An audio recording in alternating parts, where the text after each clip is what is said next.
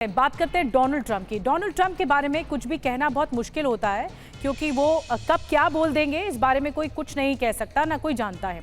वो विश्व नेताओं को भी ऐसी बात कह सकते हैं जिसकी उन्होंने कल्पना भी नहीं की होगी। दक्षिण अफ्रीका के राष्ट्रपति सिरिल रामाफोसा अमेरिका दौरे पर हैं। व्हाइट हाउस में रामाफोसा ट्रंप के साथ बैठकर पत्रकारों से बातचीत कर ही रहे थे, लेकिन अचानक से ट्रंप ने वो बात कह दी जिससे रामाफोसा असहज हो गए, अनकंफर्टेबल हो गए। दोनों के बीच बहस जैसा माहौल बन गया। व्हाइट हाउस में ठीक ऐसे ही तू मैं वाली स्थिति 2.5 महीने पहले भी आपने देखी होगी, जब यूक्रेनी राष्ट्रपति ज़ेलेंस्की अमेरिका दौरे पर पहुंचे थे और जंग पर दोनों नेताओं के बीच तीखी नोकझोंक या बहस हो गई थी। और अब एक बार फिर से कुछ ऐसी ही घटना, ऐसा ही वाकया रिपीट हुआ है। डोनाल्ड ट्रंप ने रामाफोसा के सामने श्वेत किसानों की हत्या का दरअसल मुद्दा उठाया। बहस शुरू कैसे हुई? दक्षिण अफ्रीका में श्वेत कुल आबादी का 7% है, लेकिन इसके बावजूद भी सबसे ज्यादा जमीन श्वेत के पास है, व्हाइट्स के पास है। पिछले कई सालों में श्वेत किसानों की बर्बर हत्याएं हुई।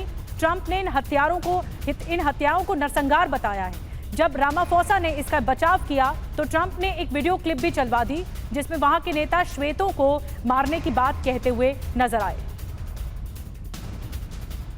तो घटना कुछ इस तरह से हुई और जब वीडियो क्लिप चलाने के बाद रामाफोसा ने सफाई दी। कहा विपक्षी नेता, उन्होंने ये भी कहा कि उन्माद फैलाने वाले बयान देते रहते हैं। इस पर ट्रंप ने कहा कि आपने उन्हें जमीन छीनने और श्वेतों को मारने का अधिकार दिया है।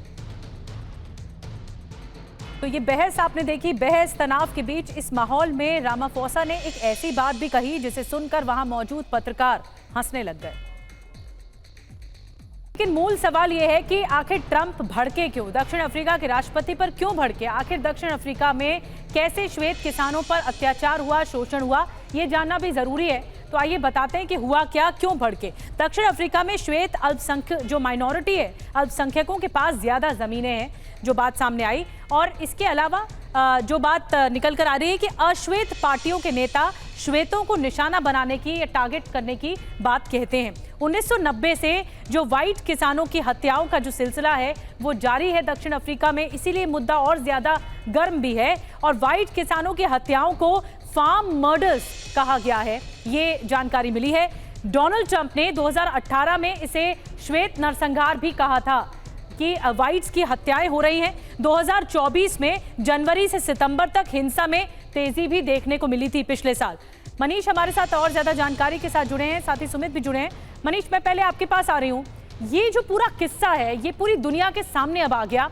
एक बात कहने का तरीका होता है, अगर डोनाल्ड ट्रंप अलग से ये बातचीत कहते या फिर एक तरीका कहने का अलग होता कि अगर श्वेत की हत्याएं भी हो रही हैं, जो मर्डर्स हो रहे हैं, व्हाइट मर्डर्स हो रहे हैं, उसके पीछे क्यों हो रहे हैं और क्यों आरोपियों को सजा नहीं दी जा रही, तो बात समझ में आती। यहाँ पर एक अलग तरीका अपनाया गया जो ह्यूमिलिएशन और इंसल्टिंग ज्यादा लग रहा है। देखिए, दरअसल राष्ट्रपति ट्रंप यहाँ पर 2 किस्म के अपराध कर रहे हैं। पहला अपराध तो है कि वो इतिहास को तोड़ मरोड़ कर पेश कर रहे हैं।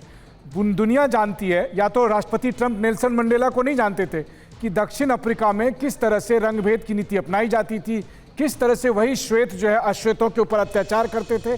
और जब अश्वेतों के हाथ में सत्ता की बागडोर आई तो उसमें से कुछ लोगों का गुस्सा उन श्वेत लोगों पर फूट पड़ा।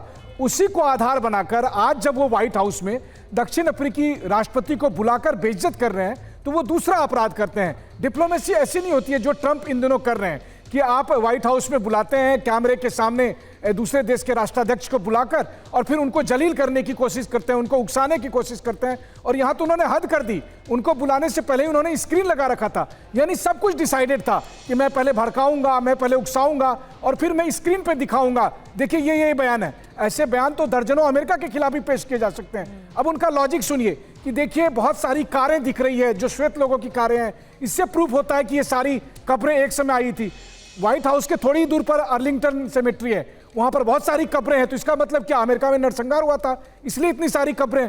कुल मिलाकर यह है कि ट्रंप इन दिनों एकदम बुली की तरह, जैसे स्कूल में बुली होते हैं उसी तरह से वर्ल्ड पॉलिटिक्स को हैंडल करना चाह रहे हैं। फिर चाहे वो ज़ेलेंस्की के साथ हो या फिर कनाडा के पूर्व प्रधानमंत्री के साथ हो या फिर किसी और नेता के साथ। वो तो कहिए कि ट्रंप की हिम्मत नहीं पड़ी कि वो भारत के साथ ऐसा करें, वरना अक्सर वो वैश्विक नेताओं के साथ इस तरह की बदतमीजियां कर रहे हैं कि आने वाले दिनों में लोग या तो व्हाइट हाउस जाना छोड़ देंगे या ट्रंप से मिलने की इच्छा नहीं रखेंगे। बिल्कुल।